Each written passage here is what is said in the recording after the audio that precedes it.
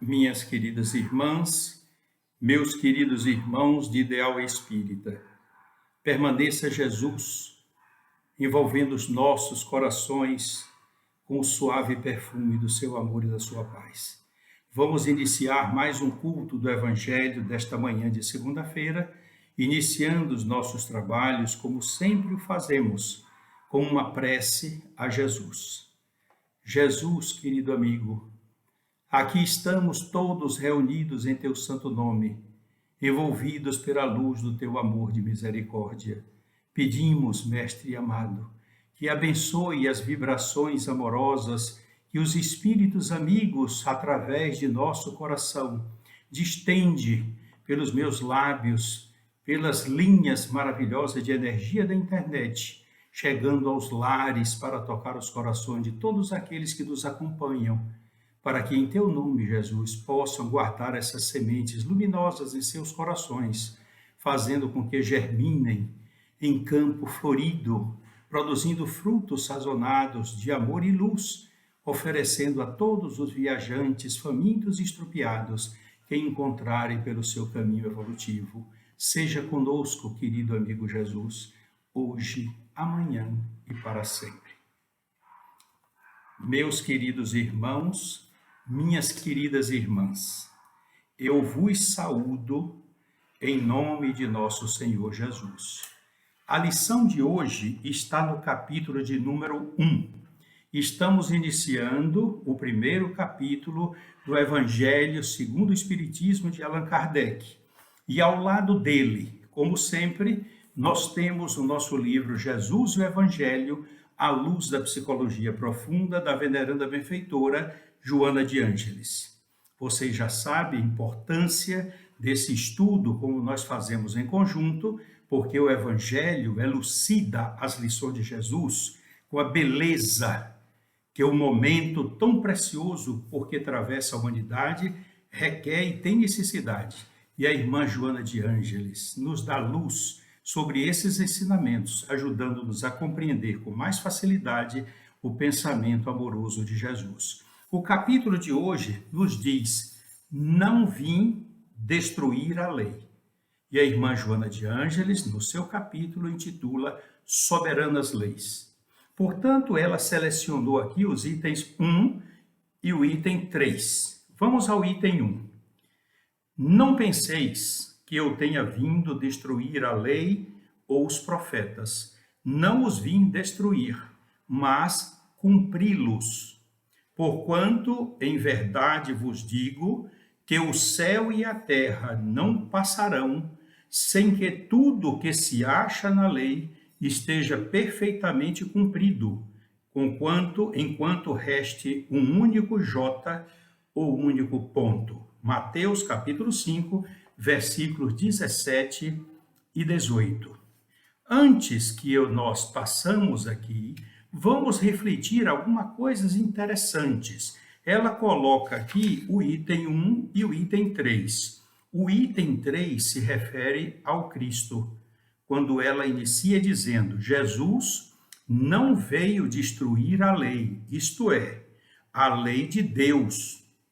E nós sabemos, foi aquela que Moisés captou para oferecer aos judeus como norte para a sua peregrinação na busca da terra prometida. Ele veio cumpri-la, isto é, desenvolvê-la, dar-lhe o verdadeiro sentido e adaptá-la ao grau de adiantamento dos homens. Mais adiante, o nosso venerando benfeitor, também Allan Kardec, nos fala da segunda parte do item 5, o Espiritismo. O Espiritismo é a ciência nova que vem revelar aos homens, por meio de provas irrecusáveis, a existência e a natureza do mundo espiritual e as suas relações com o mundo corpóreo. Ele nos mostra não mais como coisa sobrenatural, porém, ao contrário, como uma das forças vivas e sem cessar atuantes da natureza. No item de número 6, a lei do Antigo Testamento teve em Moisés a sua personificação. A do Novo Testamento tem-na no Cristo. Portanto, duas personagens significativas na história da humanidade. O Espiritismo é a terceira revelação da lei de Deus, mas não tem a personificá-la nenhuma individualidade, porque é fruto do ensino dado não por um homem, e sim pelos espíritos que são as vozes do céu em todos os pontos da terra, com que são o concurso de uma multidão inumerável de intermináveis espíritos amando e sob a orientação de Jesus. É, de certa maneira, um ser coletivo, formado pelo conjunto dos seres do mundo espiritual, cada um dos quais traz o tributo de suas luzes aos homens, para lhes tornar conhecido esse mundo e a sorte que os espera. Nós vamos deduzir uma coisa, sempre nós falamos, quando a pessoa diz assim, Ari, você é espírita? Eu digo, sou. Sou espírita, indivíduo, indica que eu sou adepto da doutrina codificada pelos espíritos e apresentada ao mundo com o nome de Allan Kardec. Foi quem deu, segundo as leis da época, a obrigatoriedade de titular aquele que estava ali sendo responsável por levar aquela obra à lume, à luz da humanidade. Então, não devemos, nenhuma forma, dizer eu sou kardecista, porque ele próprio diz aqui que a doutrina espírita não é dele, não tem a significar nenhuma pessoa. Quando nós somos questionados, você é espírita? É, sou. Você é kardecista? Olha, eu dizendo que sou espírita, já identifica que eu sou? Estou abraçando, eu internalizei os conhecimentos e as orientações da doutrina que foi codificada por Allan Kardec, mas a autoria, na sua essência, não é dele, são dos espíritos, um ser coletivo. Portanto, a primeira revelação foi trazida por Moisés, a segunda por Jesus, a terceira não foi nenhuma individualidade como está fazendo aqui. Por isso, dizer que espiritismo kardecista é uma redundância não aceitável. É uma infantilidade, um desconhecimento do que está aqui no próprio Evangelho segundo o Espiritismo, conforme a afirmação do próprio codificador. Mas vamos adiante aqui, e nós vamos observar quanta coisa bonita tem esse capítulo, que eu sugiro que vocês leiam em casa. A programação que nós exteriorizamos através da informação para todos os trabalhadores nos dá as condições necessárias para antecipadamente nós observarmos a leitura do capítulo, a leitura da parte que está a cargo da veneranda benfeitora Joana de Ângeles, e nós temos condições que quando nós estivermos aqui falando nos seus lares, através das linhas da internet, vocês possam ter facilidade de compreender, fazer então uma análise necessária, observar aquilo que nós observamos, porque o tempo é relativamente curto e nós aproveitamos o máximo para informar os pontos principais que impulsionam vocês que estão nos ouvindo a poder continuar o estudo em suas residências. Vamos observar agora um fato interessante. Muita coisa a veneranda benfeitora nos traz aqui no livro dela nesse sentido. Quando ela dá o título Soberanas Leis, ela ressalta uma coisa aqui fundamental e importante. A lei natural que vige em todo o universo é a lei de amor, que se exterioriza de Deus mediante a sua criação. Portanto, esse é o principal, é a lei que está vigente em todo o universo. Por isso que quando nós contrariamos essa lei, fazendo alguém sofrer, alguém chorar, quando nós subtraímos algo que não é nosso de alguém, quando nós provocamos transtornos, isso aí se reflete em todo o universo. E há uma necessidade de recompor isso. Por isso que as expiações acontecem. Porque aquele que agride a lei de amor não tem a preocupação de recompor imediatamente. E aquela ação negativa que ele fez tocar no coração dos outros, fez derramar lágrimas, fez provocar tristezas, desarmonia, aquilo volta na mesma intensidade, porque cada ação corresponde a uma reação igual e oposta. Quando nós amamos, nós lançamos no universo os benesses que nos retornam em bênçãos de luz. Por isso, vamos observar o pensamento da veneranda benfeitora Joana de Ângeles. Moisés ela está se referindo agora à primeira revelação. Moisés houvera estabelecido, por inspiração e observação, os códigos essenciais ao processo de libertação da sombra, da individualidade obscura de cada um daqueles que o acompanhavam, e elaborou o Decálogo, os 10 Mandamentos, conduzido pelo psiquismo divino, tornando-o indestrutível, paradigma para todas as demais leis, por conter, em essência, o fundamento do respeito a Deus, à vida, aos seres em geral e a si mesmo em particular. Mais adiante ela vai aqui, quando ela diz aqui, a época de Moisés, caracterizada pela predominância da sombra coletiva, tornava-se indispensável que ficassem estabelecidas trajetórias de grande vigor, mediante o processo avançado em relação à lei de Talião, aquela que punia conforme o tipo de delito praticado. 2 pontos. Olho por olho, dente por dente e assim por diante. O ser humano compreendia que a amputação de um membro que houvera delinquido não correspondia a uma medida de justiça, mas sim de vingança, porque, afinal, não é o órgão que injuria, que comete o delito, mas sim o ser pensante, que transfere a atribuição da responsabilidade, propondo outro tipo de correção. A reeducação passou a ser medida própria para reabilitar o infrator, antes do que destruir-lhe a existência corporal ou parte dela. Esse é o objetivo, a reeducação que Jesus veio nos trazer, nos colocar como evidência do nosso progresso espiritual.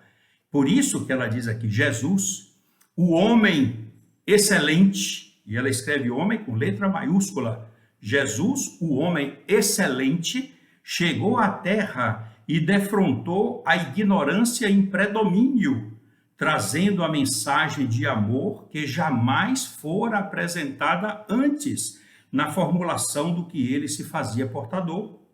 O amor, quando Jesus chegou à terra, era considerado o sentimento feminino, próprio da fragilidade atribuída à mulher, porque se ignorava a força existente na ânima que existe em todos os homens, prepotentemente submetidos ao férreo jugo da brutalidade. Jesus não foi o biótipo de legislador convencional.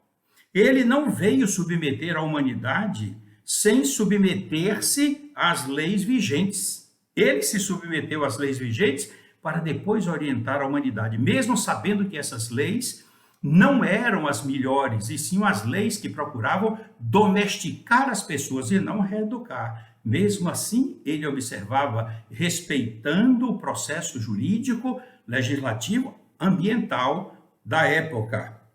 Agora vocês vejam aqui, as leis do seu tempo, as leis do tempo de Jesus, eram leis injustas e condenatórias, punitivas e impiedosas, que viam o ser humano apenas como um animal passível de domesticação. E quando se lhe patenteava rebeldia, tornava-se merecedor do extermínio para o bem da sociedade. Esse era o quadro vigente. Jesus trazia uma nova versão da realidade, centrada no ser imortal, procedente do mundo espiritual, e a ele retornando, a ele volvendo, o que alterava a estrutura da justiça, que não mais deveria ser punitiva, destrutiva, mas educativa, reabilitadora. É lindo. A missão de Jesus, nesse sentido do campo da justiça, é maravilhosa, transformando o pensamento de qualquer legislador. Nesse sentido, o ser humano, ela continua dizendo, o ser humano erra por ignorância ou rebeldia, sob os estímulos do ego autodefensor, sem conhecimento profundo do significado existencial do valor de si mesmo. Mergulhado em sombra, esse lado escuro da personalidade sobressai-se e impulsiona as ações que estão destituídas da razão e da compaixão, desnaturadas nas bases e dominantes na essência. Mais adiante, ela ressalta: o ensinamento de Jesus fundamenta-se na evolução do espírito, iluminando a sombra e vencendo-a. Esse é o objetivo real. Jesus veio buscar o ser humano no abismo em que se encontra, priorizando os valores éticos e espirituais e deixando à margem as compensações egóicas, porque aquele que já desfrutou de felicidade e não a soube repartir com o seu próximo, terá menos possibilidade de fruí-la depois da vida física. Na página seguinte, é por isso que eu ressalto sempre, o objetivo é rico desse capítulo. Está robusto de informações necessárias ao nosso próprio refazimento espiritual na compreensão das leis de Deus naturais que nos envolvem e nos encaminham para a plenitude, para a imortalidade. Não obstante, Jesus fez grandes silêncios em torno de verdades mais transcendentes, que poderiam ser desnaturadas na época dele por falta de amadurecimento evolutivo e psicológico dos seus contemporâneos, impossibilitados mesmos de registrar o pensamento que sofreria inevitavelmente mutilações, adaptações, alterações de acordo com os interesses vigentes em cada estágio da evolução. Por isso que o que nós vemos hoje, eu tenho um livro de uma editora católica que nos mostra que houve 22 mil alterações no Evangelho de Jesus. Porque havia interpolações, supressão, acréscimos e tantas outras coisas como vocês podem observar estudando. Mas a doutrina espírita veio para trazer a essência do pensamento de Jesus, sem mutilações, sem pinturas, sem deturpações, mostrando a essência daquilo que nos veio trazer, nos veio presentear. E a veneranda benfeitora Joana de Ângeles se ilumina quando ela exterioriza o amor que ela adquiriu na convivência com Jesus, quando os dois estavam reencarnados lá na Galileia, para ela trazer com a sua sensibilidade, com o seu amor, com a sua, principalmente com o seu conhecimento que ela absorveu e as vibrações pessoais de Jesus, como os outros apóstolos, ela vem trazer com a sua competência a atualização do pensamento de Jesus, nos esclarecendo maravilhosamente bem em todas as circunstâncias.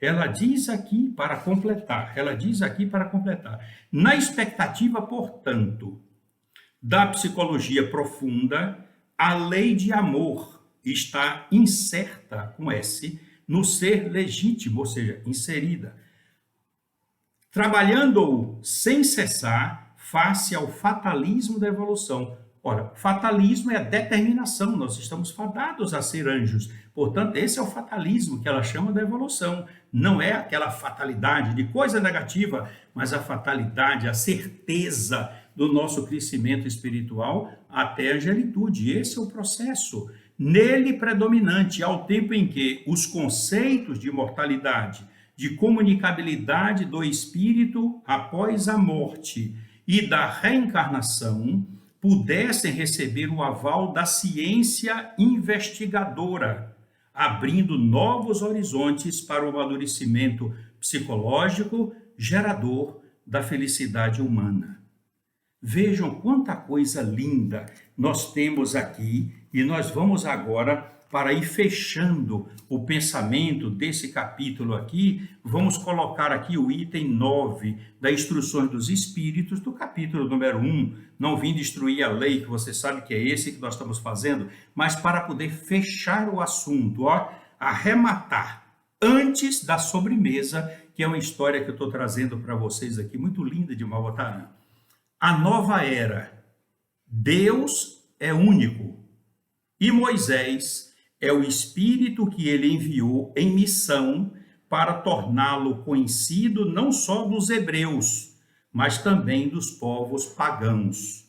O povo hebreu foi o instrumento de que se serviu Deus para se revelar por Moisés e pelos profetas.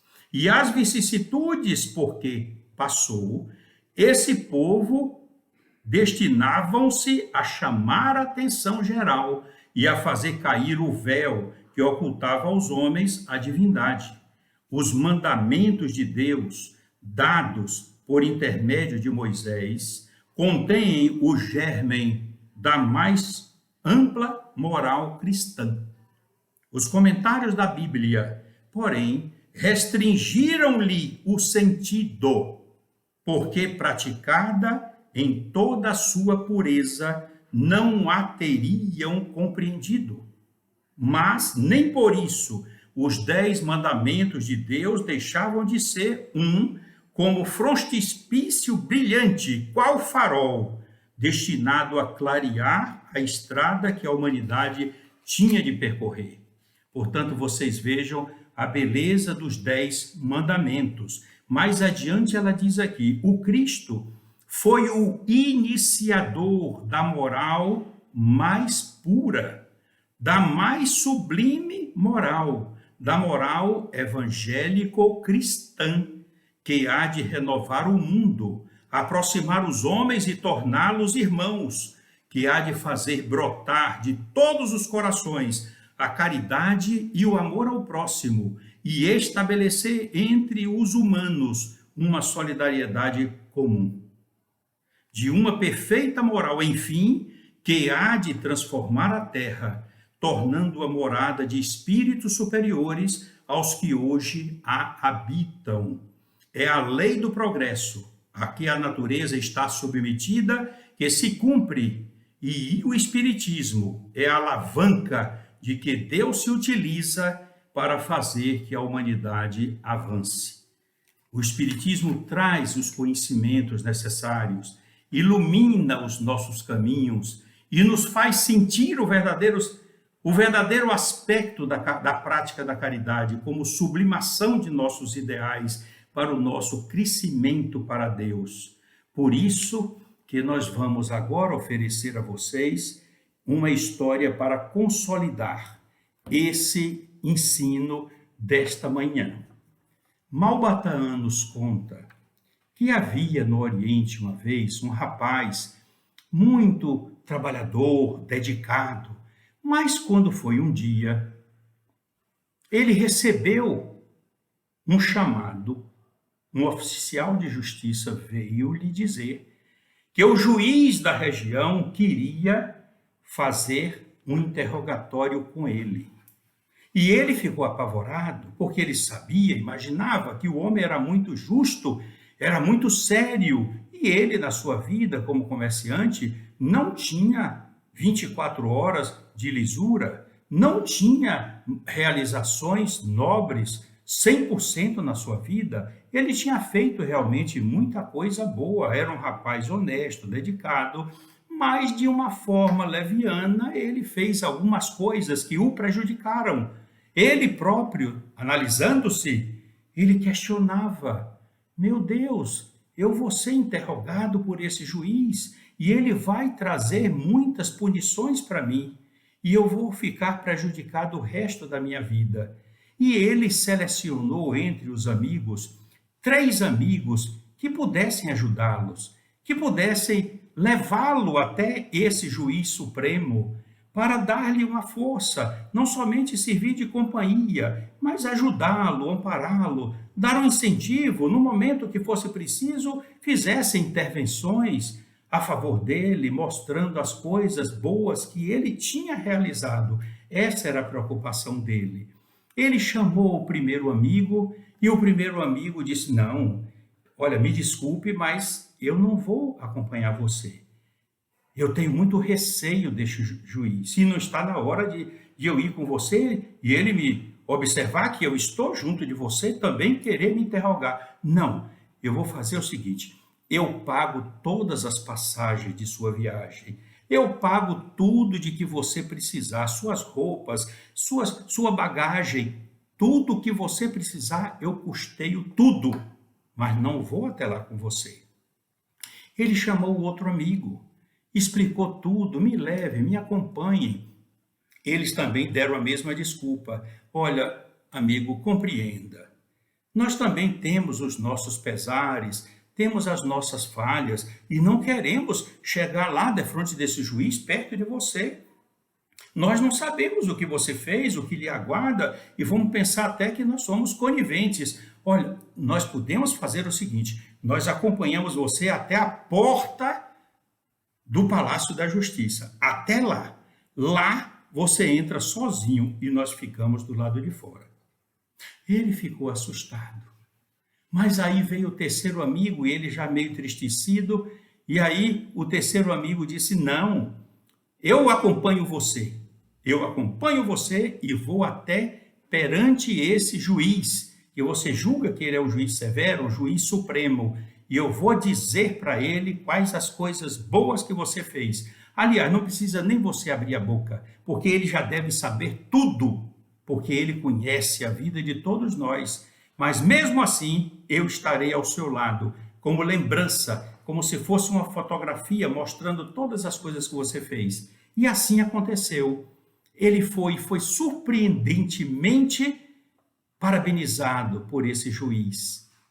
Claro que as coisas que ele fez boas foram tão elevadas que ofuscaram as coisas negativas que ele fez. E o juiz parabenizou ele. Agora vocês vão ver a simbologia que Malba coloca nessa mensagem. O palácio de justiça que ele identifica no final é o cemitério, onde fica o corpo, os restos mortais, e o espírito parte para o juiz supremo que é Deus. O primeiro amigo é o dinheiro. Paga a roupa, paga o caixão e pronto, e não faz outra coisa. O segundo amigo representa a família, vai até lá, à porta do Palácio da Justiça, deposita o corpo lá e todo mundo vai para casa. Mas o terceiro amigo representa as boas ações, o amor expandido, o amor que se tornou sublime na forma da caridade. E esse amor, esse amigo leal, ele não precisa nem falar, ele se identifica nas ações que a pessoa realizou, que esse rapaz realizou. Então, o juiz supremo, nessa lição, parabenizou, abraçou ele e disse: Filho, você vai retornar depois a uma outra reencarnação, realizando missões mais elevadas, porque você tem a confiança de todos aqueles espíritos que trabalharam, que o protegeram, que o inspiraram, que o ajudaram para que você tivesse sucesso nesta vida. Portanto, na próxima você terá muito mais sucesso, porque sua índole já está voltada para o amor, que é, acima de tudo, o amor que rege todo o universo.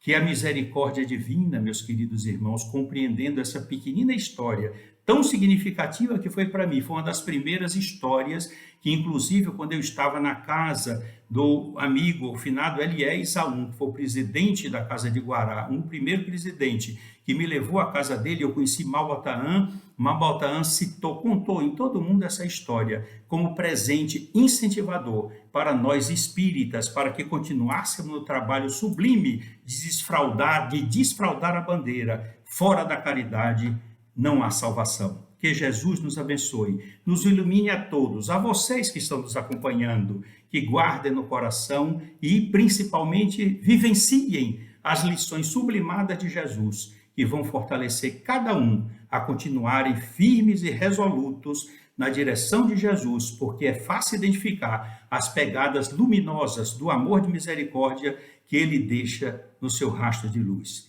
Que ele nos abençoe e nos envolva com a sua paz. Que assim seja.